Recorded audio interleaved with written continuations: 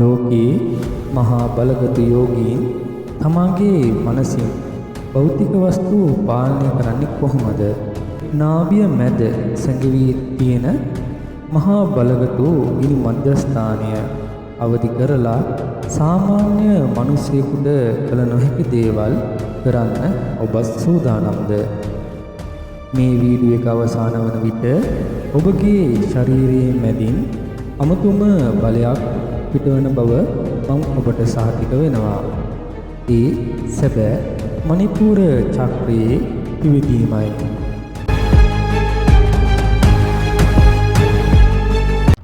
ඔබ දකින මේ භෞතික ලෝකය සැබෑවක් නොවේ කියලා මං කිව්වොත් ලෝකේ මහා බලගත යෝගීන් තමාගේ මනසින් භෞතික වස්තු පාලනය කරන්නේ කොහොමද? ඒ රහසද මම ඔබට ප්‍රායෝගිකව පෙන්නනවා. ඔබගේ ශරීරයේ නාභිය මැද සැඟවී තියෙන මහා බලගත ගිනි මධ්‍යස්ථානය අවදි කරලා සාමාන්‍ය මිනිසෙකුට කළ නොහැකි දේවල් කරන්න ඔබ සූදානම්ද? මේ වීඩියෝ එක අවසන් වන විට ඔබගේ ශරීරයේ මැදින් අමුතුම බලයක් පිටවන බව මම ඔබට සහතික වෙනවා. ඒ සැබෑ මණිපුර චක්‍රයේ පිවිදීමයි. මණිපුර චක්‍රය කියන්නේ බල ශක්ති ගබඩාවක්.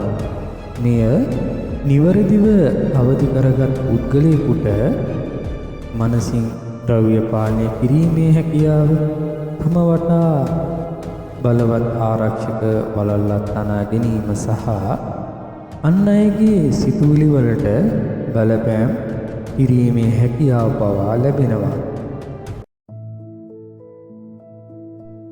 අද අපි කරන්න යන මේ සරල අභ්‍යාසයෙන් ඔබගේ ඒ සැඟවුණු ඉන්ද්‍රජාලික බලය මුදා හැරීමේ පළවෙනි පියවරයි. කොන්ද කිලින් තියාගෙන වාඩි වෙන්න. ඔබගේ උදරය ඉදිරියට නෙරා ඇතනම් නිදාගෙන උනත් මේ දේ කරන්න පුළුවන්. මම කියන විදිහටම කරන්න. මතක තියාගන්න, හුස්ම පිට කරන සෑම වතාවකම ඔබගේ බඩ ඇතුළට හකුලා ගන්න.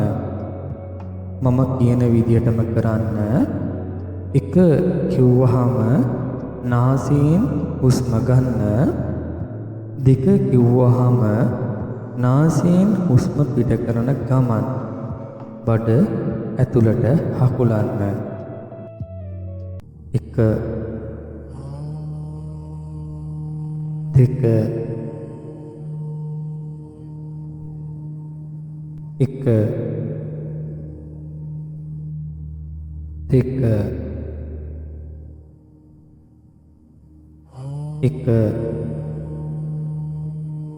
දෙක, එක, දෙක, එක, දෙක, එක, දෙක, එක, දෙක, එක, දෙක, එක, දෙක, එක, දෙක, එක, දෙක, එක, දෙක, එක, දෙක, එක, දෙක, එක, දෙක, එක, දෙක. දැන් ඒ රිද්මයට වේගය වැඩි කරන්න. අවසාන වතාවේ හුස්ම පිට කරන්න. තප්පර 5ක් බඩ හොඳින් ඇතුළට තද කරලා අකුලාගෙන සිටින්න. හුස්ම ගන්න. දැන් හුස්ම පිට කරන ගමන් අකුලන්න. ඔබගේ දෑත් මිටි මොලවාගෙන ඇඟේ මාංශ පේශී තද කරගෙන සිටින්න. එකපාරටම නිදහස් කරන්න. නැවතත් හුස්ම පිට කරන ගමන් හකුලන්න. මුළු ශරීරයේම මාංශ පේශීන් තද කරගන්න. නිදහස් කරන්න. නැවතත් හුස්ම පිට කරන ගමන් බඩ හකුලන්න. මුළු ශරීරයේම මාංශ පේශීන් තද කරගන්න. නිදහස් කරන්න. දැන් නිසුල්මන්ව සිටින්න.